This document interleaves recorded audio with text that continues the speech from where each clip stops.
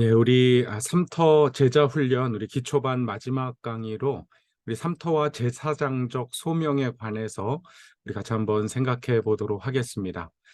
구약 성경에 보면 하나님의 기름 부은 지도자 이스라엘 백성 중에 세 종류의 어떤 직분을 하나님께서 기름 부어 세우도록 하셨습니다. 그 중에 하나가 바로 선지자고요. 선지자는 하나님의 말씀을 이스라엘 백성 가운데 선포하는 그런 책임과 역할을 맡은 사람이죠. 그런가 하면 그 선포된 말씀을 가르치고 그 말씀에 쫓아서 제사적인 직분을 감당하는 지도자를 제사장이라고 부릅니다. 바로 이 제사장을 기름 부어 세우도록 율법에 제정을 하고 있습니다. 또 하나의 직분자, 기름 부음 받은 직분이 바로 왕의 직분인데요. 이스라엘 백성들의 왕은 다른 일반 제국의 왕들과는 달리 자기 어떤 생각과 계획으로 다스리는 것이 아니라 바로 하나님의 말씀에 기초해서 하나님의 백성들을 가르치는 또 지도하는 그런 역할을 맡은 직분이었습니다. 그중에서 우리 제사장의 직분이 우리가 함께 또 생각해 볼 또 모든 하나님의 백성을 향한 어떤 책임과 역할로서 제시가 되고 있는데요. 우리가 제사장의 역할을 한번 생각해 보도록 하겠습니다. 성경적으로 보면 제사장은 제사 제도뿐만 아니라 율법에 의해서 여러 가지 일들을 감당하게 되어 있습니다. 제사를 집전하는 것은 물론이거니와 율법을 가르치는 일도 제사장들이 맡았고요. 또 이 질병이 특별히 피부병이 전염병인지 아닌지를 검진하는 역할도 제사장들의 직무 중에 하나였습니다. 마찬가지로 주택의 어떤 그런 곰팡이들이나 이런 것들을 검사하기도 했고요. 또 재판이나 신탁 업무를 대행하기도 했고, 또 서원을 했을 경우에 제사장들에게 가서 그 서원에 대한 어떤 확증 혹은 서원의 취소 이런 것들을 제사장 앞에서 증명하게 되어 있습니다. 또 이스라엘 백성들의 어떤 지켜야 될 절기에 있어서도 제사장들이 제사를 집례하기 때문에 중요한 역할을 감당했죠. 이 제사장의 역할 중에 가장 중요한 것이 어떻게 보면 바로 하나님의 성전에서 구약 시대에는 이제 성막에서 하나님과 이스라엘 백성을 중재하는 역할을 감당했습니다. 그러면 성막 바깥에 보면 번제단과 물두멍이 있는데 이 번제단이 바로 이스라엘 백성들의 죄를 대속하기 위해서 속죄 제사를 드리는 그런 번제 제사를 드리는 곳인데 바로 이곳에서 제사자가 양을 가져와서 제물을 가져와서 그 머리에 손을 얹고 그 죄를 다 정가시킨 이후에 제사장이 이 제사자와 더불어서 양을 잡아 태워서 번제로 드리는 역할을 제사장이 감당을 했습니다. 그뿐만 아니라 그럼 물론 이 번제는 우리가 정한 절기에 드리는 것이지만 매일 제사장이 감당해야 될 중요한 책무가 있습니다. 그럼 이 성막 안에 들어가면 성소와 지성소로 구분이 되는데요. 이 성소에는 제사장들만 들어갈 수 있었습니다. 지성소에는 대제사장만 들어갈 수 있는 곳이죠. 특별히 중요한 것이 바로 이 성소인데 들어가자마자 왼편에 등대가 있고요. 등잔이 있고 오른편에 그 진설병을 놓는 그 떡상이 있죠. 그리고 정면에 보면 분향단이 있는데 그러면 이 떡상은 일주일에 한 번 가는 것이고요. 또 등잔은 하루에 한 번 가는데 앞에 있는 분향단은 매일 오전과 오후에 아침과 저녁에 제사를 드리게 되어 있어요. 분향 제사를 드리는 것이죠. 그럼 이 분향 제사를 드리면서 그 제사장들이 하는 일이 무엇이냐? 바로 백성들을 위해서 기도하는 것입니다. 백성들의 죄를 위하여 중보하고 또 하나님의 은혜와 복을 구하면서 기도하는 것이죠. 이것이 제사장들에게 있어서 가장 중요한 역할이라고 이야기할 수가 있습니다. 그럼 구약 성경에 보면 이스라엘 백성들 가운데 있는 제사장의 역할을 우리가 몇 가지로 생각해 볼 수 있는데요. 가장 중요한 것이 죄를 담당하는 것입니다. 여호와께서 아론에게 이르시되 너와 내 아들들과 내 조상의 가문은 성소에 대한 죄를 함께 담당할 것이요. 그럼 이스라엘 백성들이 하나님 앞에 지은 모든 죄가 이 거룩함, 성소에 대한 죄라고 말할 수 있는데 바로 그 죄를 회개하고 죄를 사하고 그 죄를 지고 하나님 앞에 들어가는 역할을 제사장들이 감당을 했습니다. 그러다 보니까 제사장들도 스스로 자기 자신을 정결하게 해야 되는데 물두멍, 번제를 드린 이후에 성소에 들어가기 전에 물두멍에서 자기 자신을 정결케 하는 것이죠. 자기 죄를 돌아보며 백성들의 죄를 씻어내고 성소 안에 들어가서 또 하나님 앞에 기도하면서 백성의 죄를 담당하는 것, 이것이 굉장히 중요한 제사장의 역할이었습니다. 백성의 죄를 담당한다고 하는 것은요, 그 죄를 슬퍼해야 돼, 긍휼히 여기고 애통하면서 하나님 앞에 회개하는 것입니다. 뿐만 아니라 복을 기원하는 역할을 감당했습니다. 역대하 30장 말씀해 보면은요, 그때 제사장들과 레위 사람들이 일어나서 백성을 위하여 축복하였으니, 그럼 이스라엘의 제사장들은 백성을 축복하는 역할을 감당했고요. 또 구약에 보면 그 아브라함이 멜기세덱의 왕 살렘을 만나게 되는, 살렘의 왕 멜기세덱을 만나게 되는데요. 그때 이 멜기세덱에 관해서 히브리서 7장이 이렇게 기록합니다. 그는 지극히 높으신 하나님의 제사장이었다. 신비에 쌓여진 인물이라고 이야기할 수 있죠. 불현듯이 나타났는데 살렘, 평강의 도시라고 하는 그 도시의 왕인 멜기세덱이 아브라함을 만나서 복을 빌어주는 장면을 우리가 볼 수 있습니다. 제사장으로서 중요한 역할 중에 하나가 바로 백성들이 정말 하나님의 복을 경험하고 또 누릴 수 있도록 기도하는 역할을 감당했던 것입니다. 또 하나의 중요한 역할은 바로 중보기도, 백성들을 위하여 매일 아침과 저녁에 백성들을 위하여서 기도하는 것이고요. 우리가 누가복음에도 보면 제사장이 들어가서 기도할 때 온 백성이 자리에서 일어나, 그럼 그 분향단에서 분향을 하면서 올라가는 연기를 보면서 백성들이 함께 기도하는 것입니다. 그래서 백성들을 위하여 중보기도하는 역할이 제사장의 중요한 역할이었습니다. 그런데 이스라엘 백성들이 그 역할을 제대로 감당해야 하는 것이죠. 여러분, 단지 제사장들만의 역할이 아니라, 여러분, 하나님께서 이스라엘 백성들을 출애굽하실 때 출애굽기 19장 6절에 보면 이렇게 말씀하십니다. 너희가 내게 대하여 제사장의 나라가 되며 거룩한 백성이 되리라. 너는 이 말을 이스라엘 백성에게 전할지니라. 그럼 이스라엘 백성 전체가 제사장의 나라가 된다고 이야기합니다. 그럼 이스라엘의 대제사장들은 레위 지파 중에서 아론의 자손들이 감당하게 되어 있는데, 그럼 이 레위 지파와 아론의 자손들이 이스라엘을 향해서 제사장의 역할을 감당할 뿐만 아니라, 그럼 이스라엘 백성 전체가 열방을 향해서, 이방인들을 향해서 우리 삶의 현장에서 제사장의 나라가 되라, 하나님의 백성으로서 열방을 향한 제사장의 나라가 되라고 명령하신 것입니다. 이것이 바로 선교적인 명령이고, 그럼 이것이 우리 삶의 현장에서 제사장으로 살아가야 할 모든 교회를 향하신 부르심이라고 볼 수 있습니다.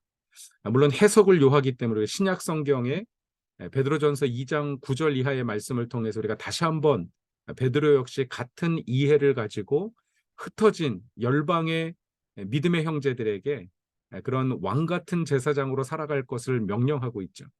이런 부르심에 순종해야 되는데, 이스라엘 백성들이 이 제사장적인 삶으로의 부르심에 실패했습니다. 그럼 실패한 이유가 있어요. 말라기 1장에 보면 내 이름을 멸시하는 제사장들아, 하나님을 멸시했기 때문에 그를 두려워하지 아니하고 하나님의 말씀대로 살지 않았기 때문에 그들이 제사장적인 삶을 실패했습니다.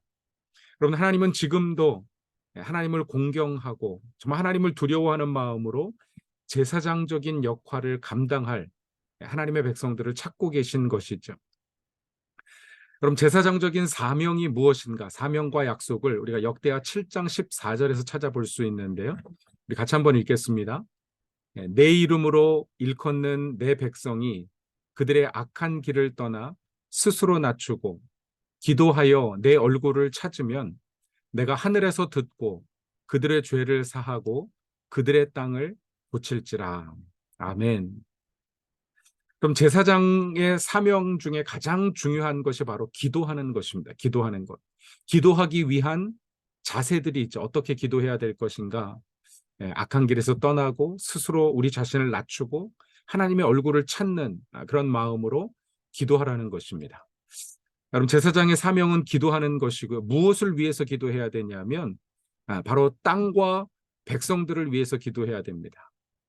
하나님의 백성들과 그 백성들이 살아가는 땅의 악한 죄들을 위해서 중보하고 그 죄를 회개하고 하나님 앞에 돌이키도록 우리가 기도해야 되는 것이죠.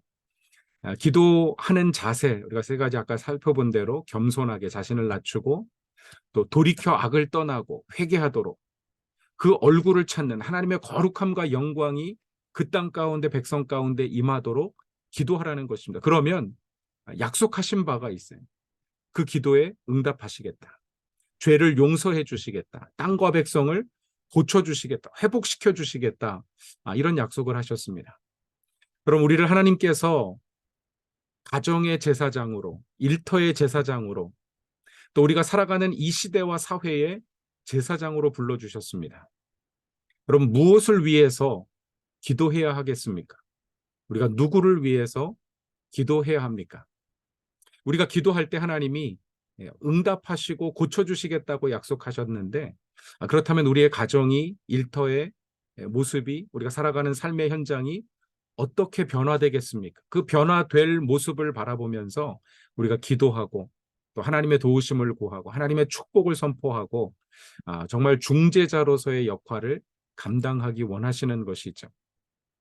우리가 신약 성경으로 넘어가서 바로 예수님께서 대제사장적인 사명을 가지고 이 땅에 오셔서 제사장으로서의 역할을 감당하셨습니다.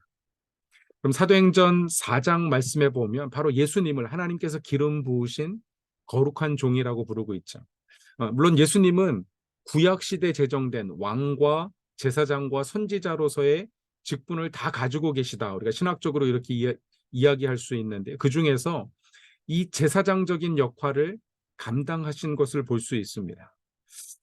우리 제사장의 역할 중에 하나가 병든 자를 고치고 뭐 신탁 업무나 법정의 업무나 여러 가지 일들을 감당했는데 바로 예수님의 지상 사역을 보면 천국 복음을 선포하시고 회당에서 가르치시고 또 악한 병들과 악한 귀신 들린 자들이나 또 병든 자들을 고치시는 이런 장면을 통해서 예수님께서 제사장적인 직분을 감당하신 것을 볼 수 있습니다. 네, 우리 마태복음 4장 17절 또 23절 말씀해 보시면은요. 이때부터 예수께서 비로소 전파하여 이르시되 회개하라 천국이 가까웠느니라 하시더라. 바로 그 회개를 선포하는 메시지 자체가 어떤 제사장적인 그런 사명을 감당하는 모습을 볼 수 있고요. 또 예수께서 온 갈릴리에 두루 다니사 그들의 회당에서 가르치시며 천국 복음을 전파하시며 백성 중에 모든 병과 모든 약한 것을 고치시니 제사장으로서의 어떤 역할들을 감당하신 것을 볼 수 있습니다. 제가 넘어가도록 하겠고요. 또 뿐만 아니라 그 예수님께서 교회를 세우실 때 오순절 성령 강림 사건을 통해서 모든 제자들 가운데 마치 불에 혀같이 갈라지는 것이 각 사람에게 임하여서 성령 충만하게 하셨습니다. 그럼 성령으로 기름 부어 주신 것이죠. 바로 이 사건이 교회가 제사장적인 역할을 감당해야 될 이유입니다. 그럼 모든 그리스도인들은 우리가 예수 그리스도를 영접하고 믿는 순간 성령의 내주하심, 성령의 기름 부으심을 받게 되는데 이 말은 곧 우리가 가정의 제사장으로, 일터의 제사장으로 이 시대와 이 시대를 향한 제사장으로 살아가야 할 것을 말씀하고 있습니다. 그럼 사도 요한 역시 요한일서 2장 27절 말씀에 이렇게 기록합니다. 함께 읽습니다. 너희는 주께 받은 바 기름 부음이 너희 안에 거하나니 아무도 너희를 가르칠 필요가 없고 오직 그의 기름 부음이 모든 것을 너희에게 가르치며 또 참되고 거짓이 없으니 너희를 가르치신 그대로 주 안에 거하라 말씀하는 것이죠. 성령께서 우리에게 기름 부으셨기 때문에 우리가 그 말씀을 기억하고 또 그 말씀대로 살아가고 그 말씀을 통해서 우리가 주 안에 주의 말씀이 우리 안에 거하도록 정말 제사장적인 삶을 살아갈 것을 사도 요한이 교훈하고 있는 것입니다. 뭐 더 구체적으로는요. 베드로전서 2장 9절과 10절 말씀에 보면 2장 5절 말씀에 보면 너희도 산돌같이 신령한 집으로 세워지고 예수 그리스도로 말미암아 하나님이 기쁘시게 받으실 신령한 제사를 드릴 거룩한 제사장이 될지니라. 너희가 거룩한 제사장으로서 기름 부음 받았다고 베드로가 이야기하고 있습니다. 더 구체적으로 2장 9절에 이렇게 이야기하죠. 너희는 왕 같은 제사장들이요. 거룩한 나라여 그의 소유된 백성이니 이는 너희를 어두운 데서 불러내어 그의 기이한 빛에 들어가게 하시니 아름다운 덕을 선포하게 하려 하심이라. 여러분, 하나님께서 우리를 왕 같은 제사장들로 삼으신 이유는 바로 그 하나님의 은혜, 아름다운 덕, 이 구원의 축복을 선포하고 증거하도록 우리를 제사장 삼으셨다는 것입니다. 그럼 이 역할을 우리 삶의 현장에서 잘 감당해야 합니다. 그럼 그런데 보면 우리가 이 땅을 살아가면서 정말 물질적인 노예가 되어지고요. 정말 세상의 어떤 세속적인 풍속에 그렇게 사로잡혀서 마치 이스라엘 백성들이 구약 시대 제사장적인 사명을 열방 가운데 감당하지 못하여서 하나님의 심판받은 것 같은 그런 상황, 그런 영적인 어떤 그런 위치에 우리가 놓여 있지는 않은가, 이런 고민들을 해보게 됩니다. 여러분의 삶은 어떠십니까? 과연 우리가 제사장으로서 우리의 가정에서, 일터에서 그런 책임을 감당하고 있는지 우리가 다시 한번 생각해 볼 필요가 있습니다. 그럼 마태복음 9장 13절에서 예수님께서 이렇게 말씀하십니다. 너희는 가서 내가 긍휼을 원하고 제사를 원하지 아니하노라 하신 뜻이 무엇인지 배우라. 나는 의인을 부르러 온 것이 아니요 죄인을 부르러 왔노라 하시니라. 그럼 긍휼을 원하신다는 것입니다. 우리가 제사장적인 삶을 살아간다는 것이 단지 어떤 종교적인 그런 삶만을 원하는 것이 아니라 정말 하나님께서 원하시는 것은 하나님의 나라, 그 우리를 기이한 빛 가운데 들어가게 하신 우리의 모든 죄를 사하시고 하나님의 나라의 상속자로서 하나님의 자녀로서 살아가게 하신 그 은혜를 증거하는 것인데, 선포하고 증거하는 것인데, 그래서 정말 긍휼의 하나님의 긍휼을 우리의 삶 가운데 실천하기 원하시는데, 과연 긍휼을 실천한다는 것이 무엇인가? 여러분, 가정에서, 일터에서, 삶의 현장에서 혹은 교회에서 사역하면서 예수님의 긍휼을 실천하는 것이 무엇인지를 한번 생각해 보십시오. 그리고 내가 어떻게 그 긍휼을 실천할 것인지 여러분 결단하시고 정말 우리가 하나님 나라의 제사장으로서 우리의 살아가는 삶의 현장에서 제사장적인 사명을 잘 감당하시기를 바랍니다. 먼저는 우리가 기도하는 것이겠죠. 우리가 담당하는 우리의 가정을 위해서, 가족들을 위해서, 일터의 보스나 동료들이나 우리가 함께 일하는 그런 어떤 직원들을 위해서 우리가 기도하는 것입니다. 정말 그들이 하나님을 발견하고 삶의 현장에서 하나님의 긍휼을 경험하고 정말 영원한 생명을 상속받는 그런 하나님의 은혜의 백성이 되도록 우리가 기도하고 그들의 죄를 위하여 중보하고, 우리가 죄를 그저 눈 감아주는 것이 아니라 우리가 죄인은 품고 사랑하고 긍휼을 베풀어야 하지만 그 죄에 대해서는 분명하게 죄라고 말할 수 있는 그런 어떤 제사장적인 사명을 감당해야 하는 것이죠. 그래서 우리가 어떻게 가정에서, 일터에서, 이웃들과 더불어서 또 살아가는 삶의 현장에서 제사장적인 역할을 감당할 것인지 여러분 함께 기도하고 또 생각해 보시고 함께 나누면서 여러분 그런 사역을 살아가기로 결단하는 그런 시간이 되셨으면 좋겠습니다.